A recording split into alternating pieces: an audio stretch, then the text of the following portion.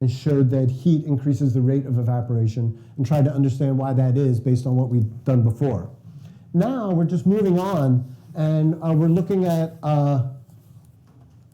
dissolving as a characteristic property of liquids. Like, there's lots of things that liquids do, and one of them is dissolve stuff. So we're kind of shifting a little bit. In chapters 1 and 2, we did, basically you would call those physical changes, I think. State changes. And now we're looking a little bit more of interaction between molecules. There it was just like you heat water and it evaporates. Or you try to separate liquid water from itself and it's hard to do. Mostly physical. But this is like, now we're going to get into the interaction between particles. So why is water a good dissolver? Or, what can you compare alcohol and water and understand why they're different? So in chapter 5, lesson 1, a teacher would just stand there with like 2 samples, clear liquids. One a little bit of water and one a little bit of isopropyl alcohol, 70% isopropyl. Just the grocery store stuff. Yeah, just the grocery store, CVS, Walgreens, wherever you go. It's very cheap too.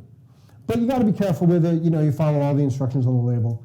And so the question is, like, how could, I should be standing here with 2 clear colorless liquids, but I'm not. But let's assume I am.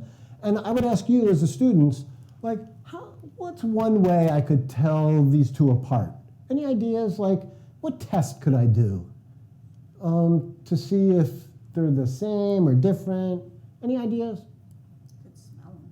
I could smell them. I would smell them safely, right? I don't know. Is wafting still considered safe? I never understood why, but okay. So we could try that. Is there another? What else could we do between water and alcohol? You could measure their density. Yeah, I mean, just off the top of your head, how would you quickly and easily do that?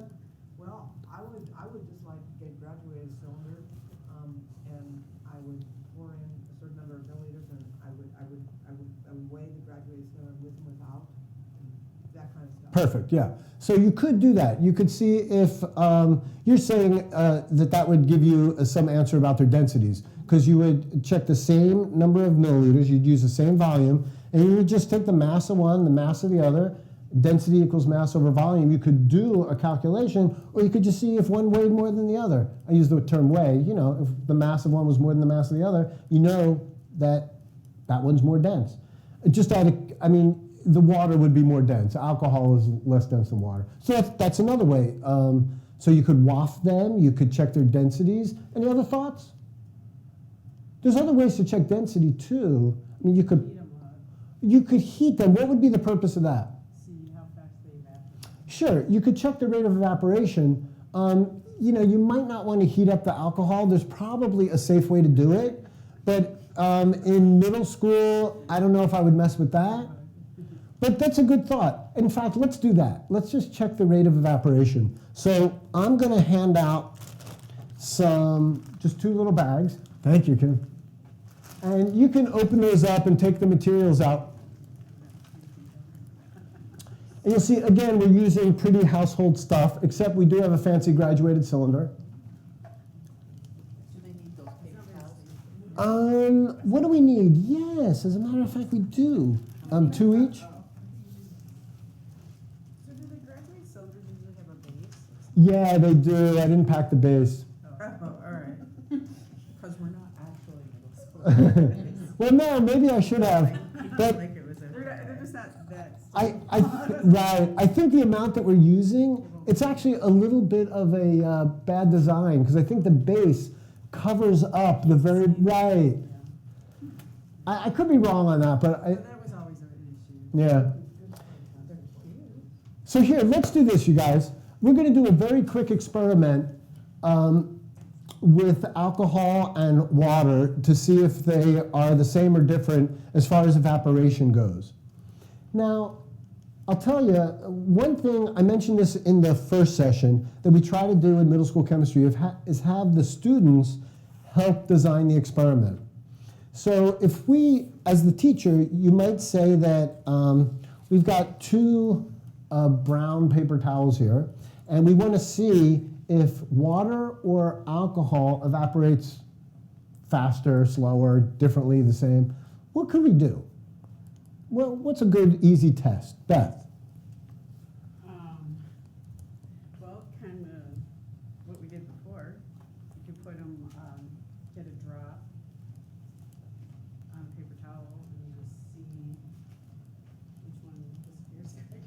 Yeah, you could put a drop on each. Yeah. And is that what you would do? You'd be sure you use the same amount, just one drop of each? All right, and then, You could measure, I mean, I guess you could measure, but it's kind of. yeah, we don't need to measure it. Let's do a drop of each. And would you put them on at the same time? Oh, yeah, you have to, because otherwise. Right. So let's try it, you guys. We're going to just, now, I got to tell you, with your water, you could just take a little bit of water and stick it in a cup. You're only going to need one drop, so you don't need much.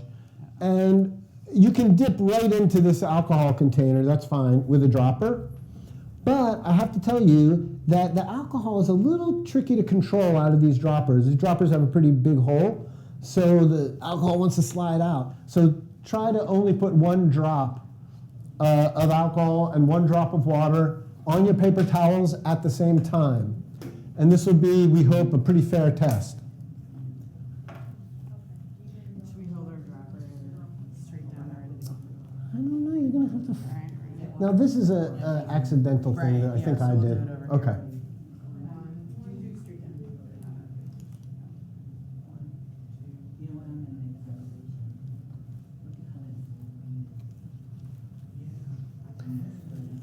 So I should also mention this. In middle school chemistry, in this lesson, we had the kids label, right.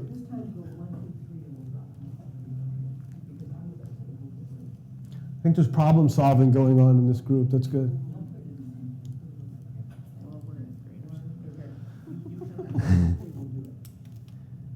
And advanced.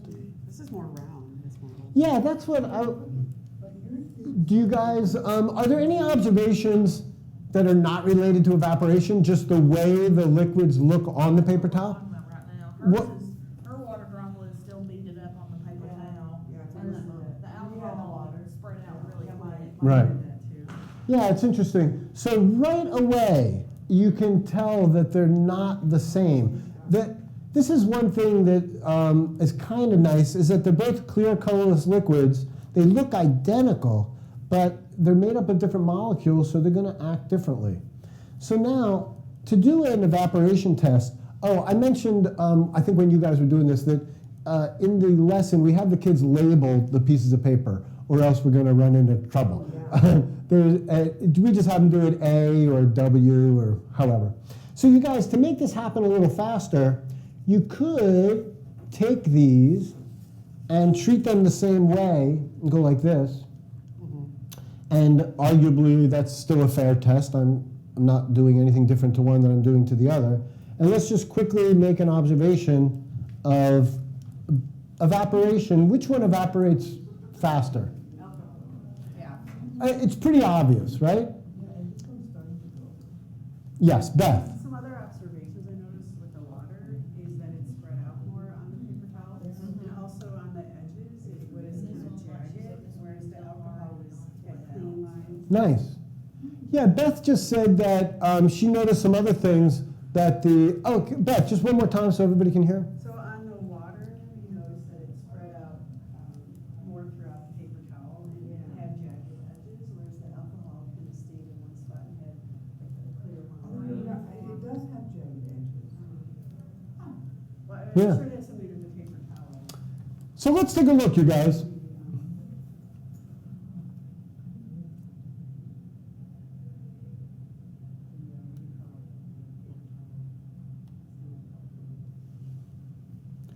In this lesson, I need to tell you that we have skipped way ahead into chapter 5 now. So at this point, in middle school chemistry, kids would have gone through a chapter 4, where they've learned about covalent bonding and ionic bonding. they've looked at the water molecule pretty closely and seen that it has this a little positive area near the hydrogens and a little negative area near the oxygen. It's called a polar molecule. Is anybody, folks here familiar with that, or some people not? That water is a polar molecule? Okay. You know what may be helpful? Give me a second. I'm just going to zip back to chapter 4 and show you what they have already seen that leads up to this a little better. Give me 1 second. I'm going to pop over here. Let's see, chapter 4, the covalent bonding lesson. That would be right here. We use water as an example.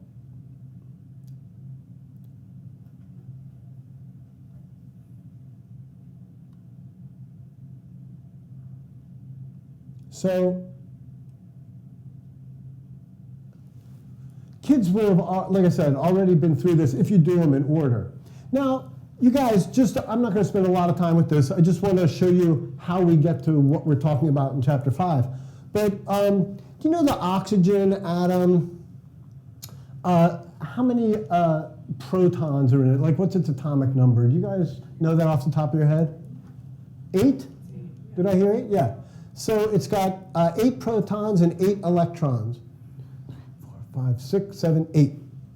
Right? It's totally balanced. It doesn't have a charge. It's an atom that's just sitting there in the periodic table with 8 protons and 8 electrons. Hydrogen has atomic number 1. That means it has 1 proton. There's 1 proton and has 1 electron. But here's what happens when water, to create a water molecule, you have to create some covalent bonds. So here we go. There's going to be an attraction between, well, I'll play it, and it's easier to see. There's an attraction between the electron and hydrogen for the protons in oxygen, and the other way around. There's like, covalent bonding requires mutual attraction between the atoms. And then there's a bond that takes place, and there's a sharing of electrons, and now this thing is a molecule. And it still has no charge at all. It's got, instead of 8 protons and 8 electrons, now this whole thing has 10 protons and 10 electrons. So it's completely neutral. But, let me see if I, let me go to, now that that's established, I'll go to where we were in chapter 5. And maybe this will make a little more sense.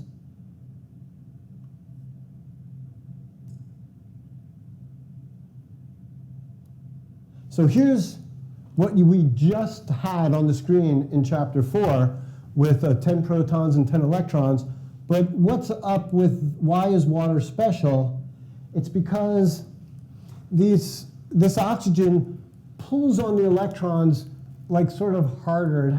It's called a more electronegative atom. It's just the electrons are more attracted to the oxygen than they are to the hydrogens. So even though it has 10 protons and 10 electrons, it's totally neutral. It actually has what they call it like a charge separation. It's a little more negative at one end of the molecule and a little more positive at the other.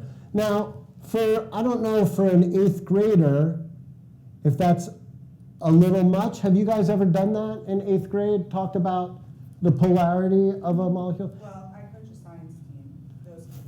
Okay, and how did that go, Heather? I mean, You just come up with a lot of creative ways to help them remember, because you have polar and non-polar. And so for them, they equate that to earth science and the poles. oh, And so they're looking for it to be a straight line instead of a crooked thing. oh my gosh. It gets complicated. Oh, okay. We're just, all we want to talk about as far as water goes is that it's a little positive at one end and a little negative at the other. And that explains a lot. So let's go back to our, let's see, I'll continue with this and let's just see. One thing, no, I won't. Let's see. Oh, Okay, fine. I see where I want to go. Here. We have a water molecule here that's got a little positive at one end, a little negative at the other. It's polar. And a alcohol molecule that also has a little bit of polarity, because whenever you have an oxygen and a hydrogen bonding, the oxygen is always going to be a little negative and the hydrogen is always going to be a little positive, because the oxygen is always sort of hogging the electrons a little bit more, which are negative, and leaving the poor hydrogen kind of with an electron deficiency. So it becomes a little positive, these become a little negative. So here, our isopropyl alcohol also has an area of positive and negative, but it's got this big area that's not polar at all. It's hydrogens with carbons are not very polar.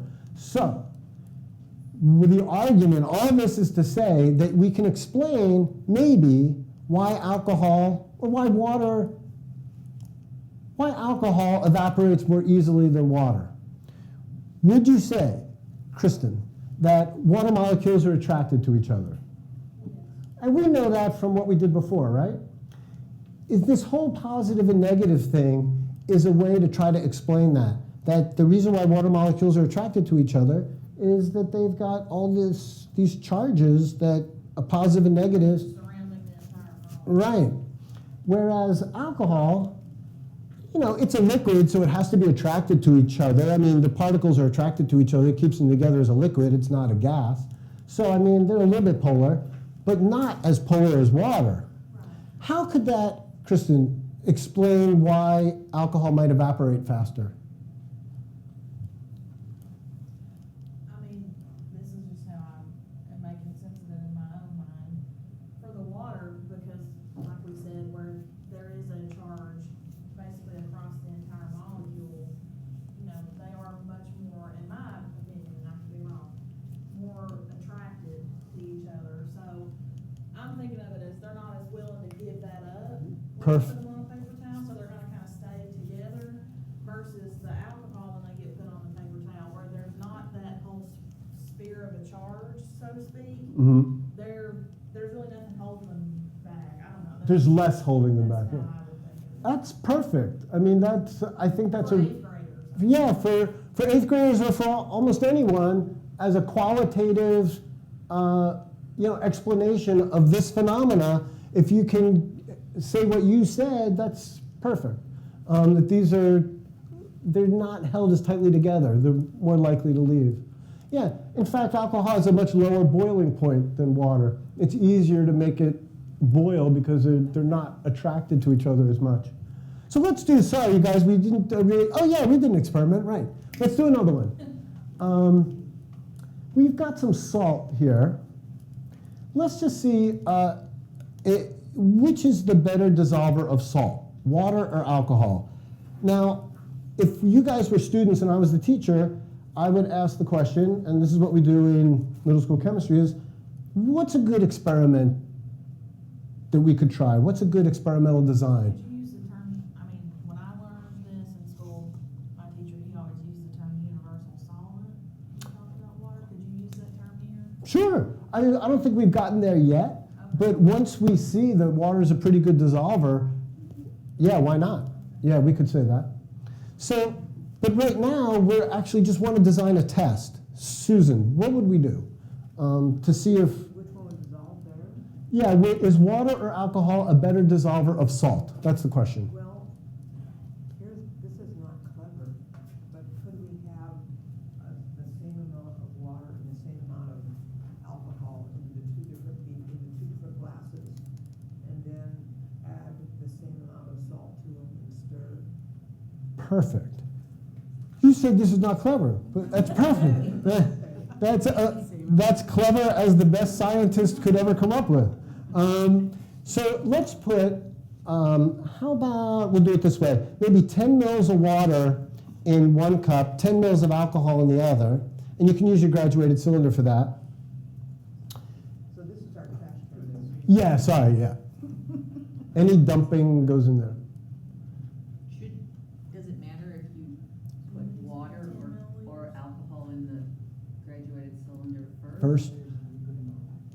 thought about that. It might. We don't specify. Okay.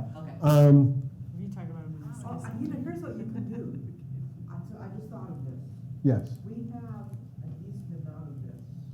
What we could do is we could put however number of milliliters, 10, Mm-hmm. whatever number, in of the first one. Right. And then we get ready to measure out the second one. How about if I, Instead of do you want me to measuring measure out that? the second milliliters right away, you put just a little bit of the other liquid in your graduated cylinder, just a little teeny bit, and sort of slosh it around, and then dump it. Yeah, if you want to be more pure about this, less contaminants or Just few. in case it matters. Yeah. No, that's great. And if a student came up with that, that'd be pretty fabulous. That's what we do for titration. Nice. Nice. So again, you guys, we have the kids label these cups in the lesson, but we're not going to take the time to do that now. So you should have 10 mils of alcohol in one and 10 mils of water in the other. And when you are ready, let's put a 1/4 teaspoon of salt in each one at the same time. So you can be, if we're going to be super fair, Beth, you got to get in here too. A 1/4 teaspoon of salt. Yeah, I need We're good enough. Okay. All right, you guys are precise. Yeah, I have done it. Hey, Kim. Yeah, like that. Can we use this to? Oh, actually, no. Let's swirl these Okay. like that. I think we should have alcohol and everything.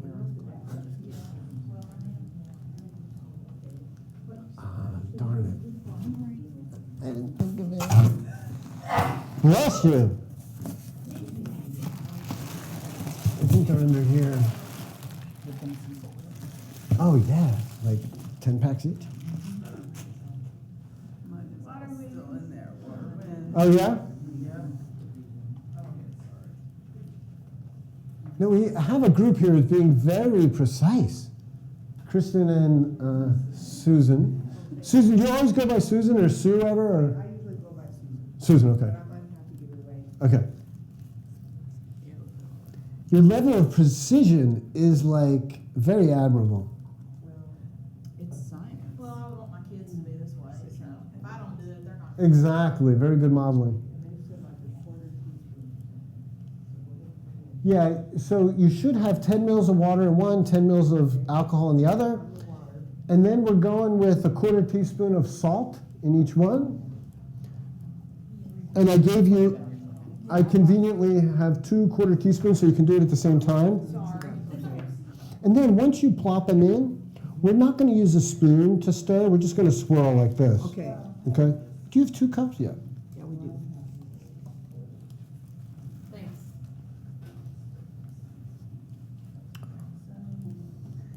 Science team has type B, which are glasses kind that are shatterproof. And then Yeah, 1/4 teaspoon, which yeah. is indirect vent for We have done chemical. it at the same time, and they were gonna swirl like. So, even that's okay.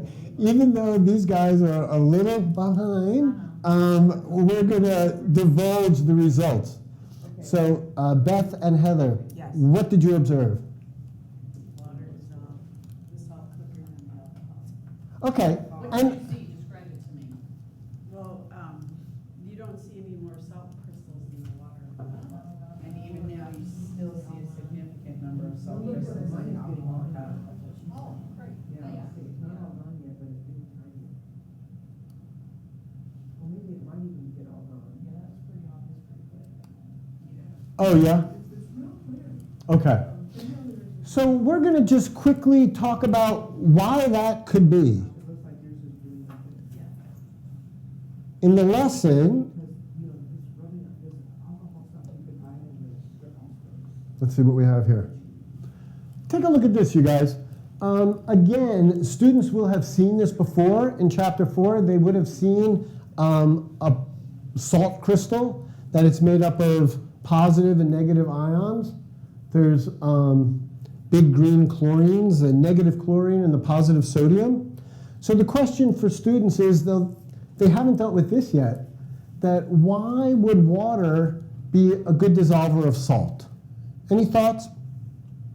Based on just this, this drawing alone. You gonna give it a shot, Beth? Oh, Susan. Beth, were you gonna say something? Well, no, just, well, I was just thinking about the surface area of the crystal has a lot of areas where the water can kind of come at it. Oh, that's true. Can you say, Alcohol can do that too. true, but nice and loud though, you said that the salt, The nature of the salt gives it a lot of surfaces that the liquid could attack it. right, but what is it about water that would allow it to, like, even interact with this thing? It's polarity. Ah, Heather, why do you say that? Just the way the water molecule is set up is similar to how the salt crystal is set up. Yeah, They blend a lot easier. There's a lot of similar formation there. yeah, there's like, they're made for each other. I mean, water has a positive and negative area. Well, let's see. So if students are going to answer this question, let's see. So here come the water molecules, and it's just like you would have thought that the negative side, the more, remember oxygen had that more negative side, and hydrogens had the more positive. So if the negative side of the water molecule would attract the positive sodium, and the positive part of the water molecule, near the hydrogens, would interact or be attracted to the negative chlorine ion. And if this happens enough, because, man, when you put a salt crystal in water, you've got way more water than you do salt, ions, you get this happening. Oh, sorry, I meant to click the bottom one.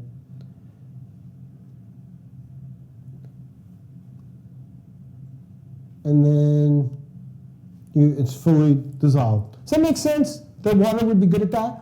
Why wouldn't alcohol be as good?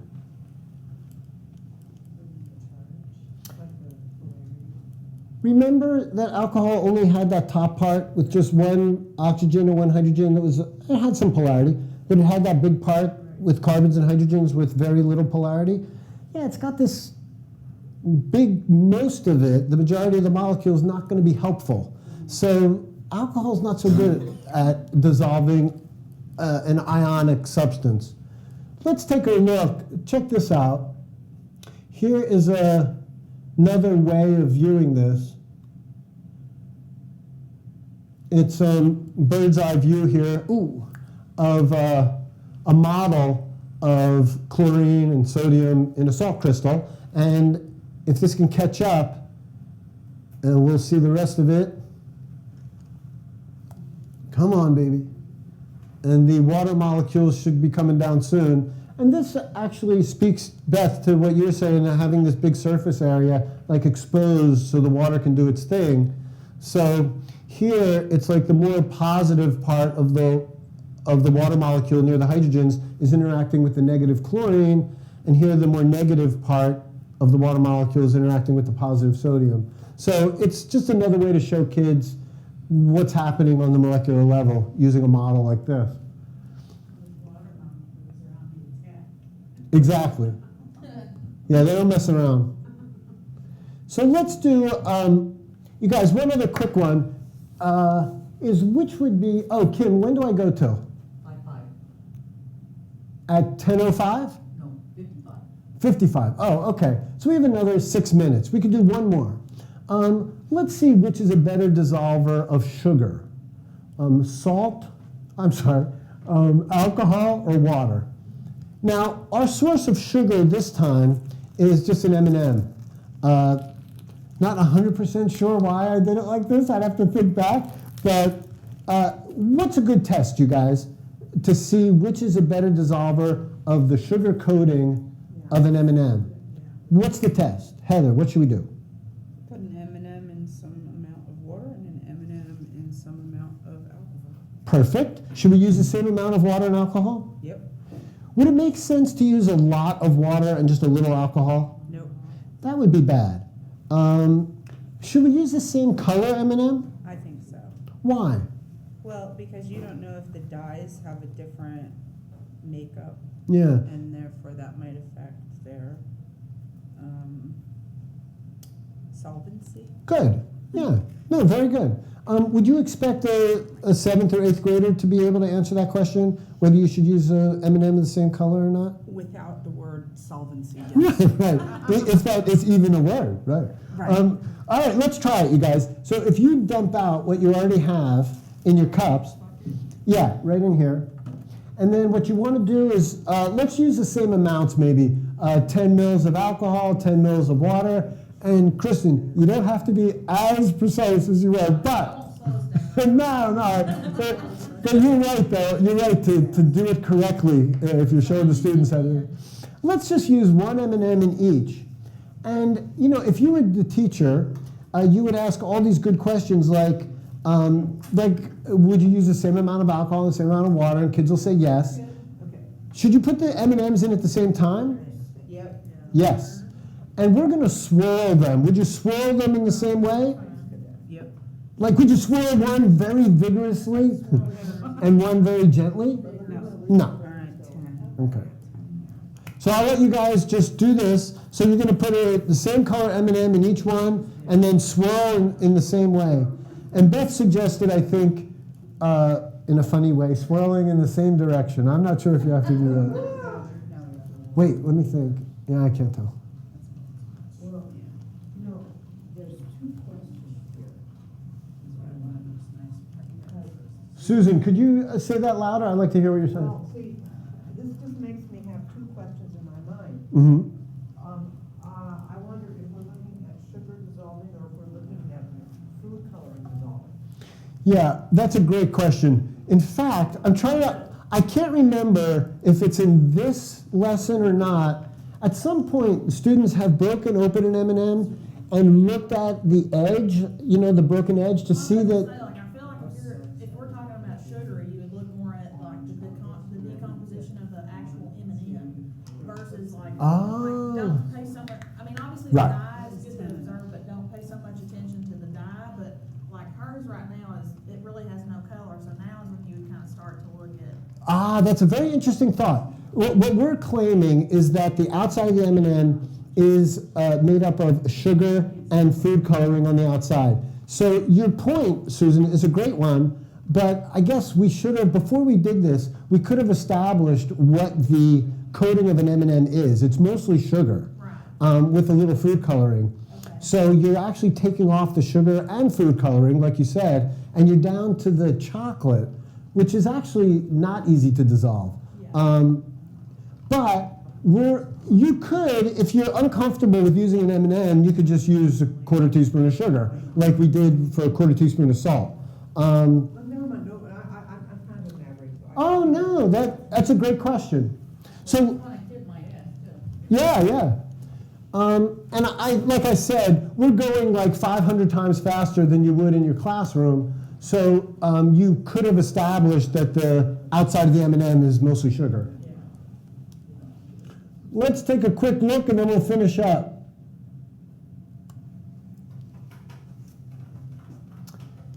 So sugar is the stuff that that you have in your sugar bowl. Normal sugar is sucrose, and I don't know if you guys like learn this in biology or when you have to know about carbohydrates, but sucrose is made out of 2 sugars, a glucose and a fructose.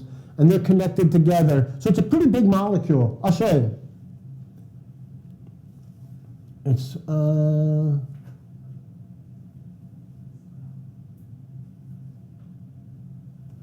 let's see, I guess we can look at it. Let's look at it here on the animation. And that hopefully will come up.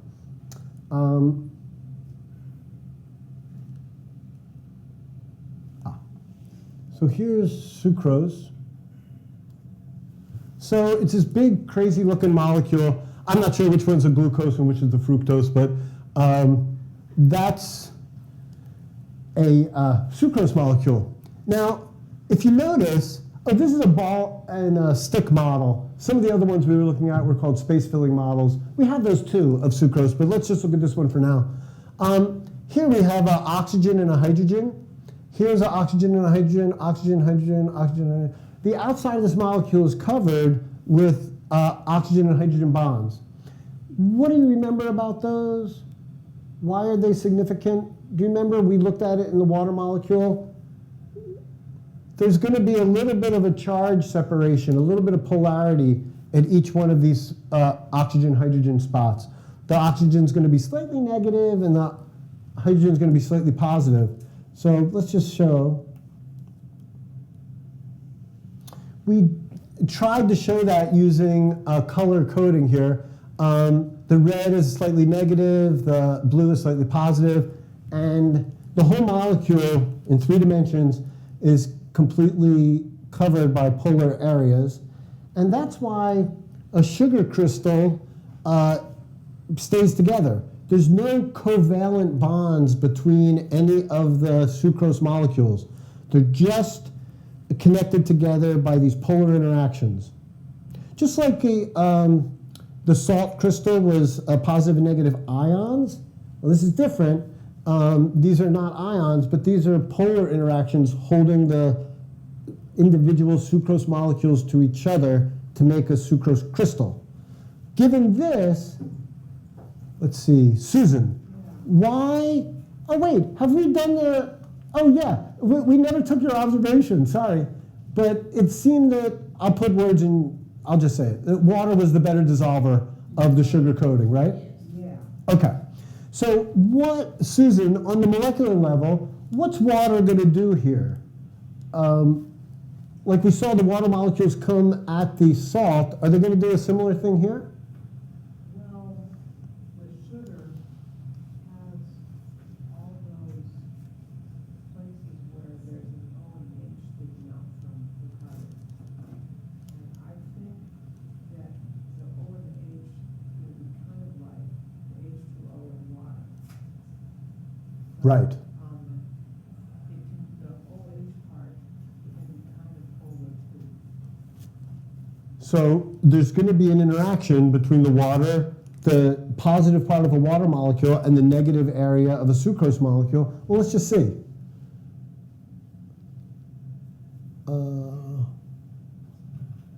What do I have here? Wait a second, is this, did I, what's happening here? Am I on the animation?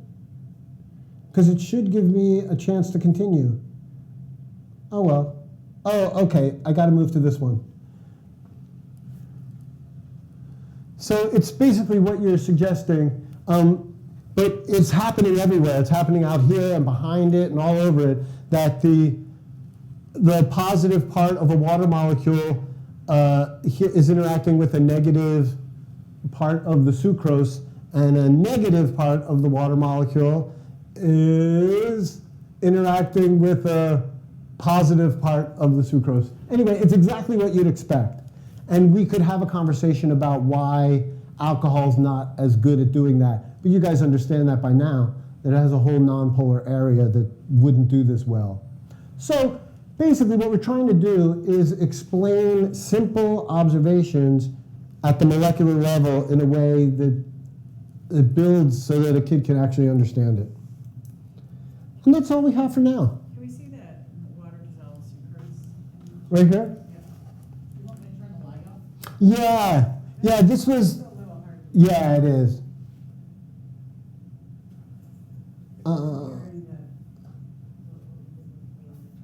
Let me see if it's in this series here. Oh, no. It is, I think it's the next one. Yeah. So it's just like we did with the salt, how it has a series. Like, I'll show you one more time. There's no way to zoom in on it. I don't think there is a full screen version of these. There's a full screen version for all the animations that I haven't been using. Maybe I should have. But for this one, this is a space filling model of a sucrose molecule. It's kind of like got two pieces, just like, remember the ball and stick model had a glucose and a fructose? That's what this has. So, oh no, that's not true. What this is showing is two sucrose molecules connected to each other. That image in the bottom left, sucrose, no, the one to the left. Oh, yeah. It's See that image? you want to see this one? Yes. Let's see. So it's not, is it showing the sucrose, is it crystalline? Here's what we're seeing here. This first image is just, It just looks like a blob. right. The idea here is this is a sucrose molecule in the ball and stick model. This is the same as this, but a space filling model, different kind of model. And this is two of these together. So what we did was we took this one and showed how water took these two sucrose molecules apart. That's the series that we tried to show. Now you're the first person who was asked to see this in this kind of detail, but that's good. So here's water interacting. Would it have been different if we had tried to dissolve salt or sugar crystals? Same. And If you, the model showed the salt as a crystal, like a cube, exactly. this one is not showing sugar as a cube. That's right. I guess because we thought it was just too big and crazy. These sucrose molecules are so big, we didn't even try to form it into a cube. Yeah, great question though. You're right. Here we just showed two sucrose molecules together and the water interacting with it to take it apart. I have later on, I have a good animation I can show you. It'll show this is from that. I'll show you guys that in a little while. So that's this is from chapter 5. It's some of the basics. We can't get there's 42 lessons in middle school chemistry, so we just wanted to show you a few of them to give you an idea of the level of the activity and the level of the explanation. Yeah. So there you go. And anybody is welcome to stay for the next session, or if you don't want to or can't, totally up to you. But it's going to be about chemical change. So we've sort of tried to do a series, sort of physical changes and then interactions with dissolving. It's sort of kind of between physical and chemical, and now chemical.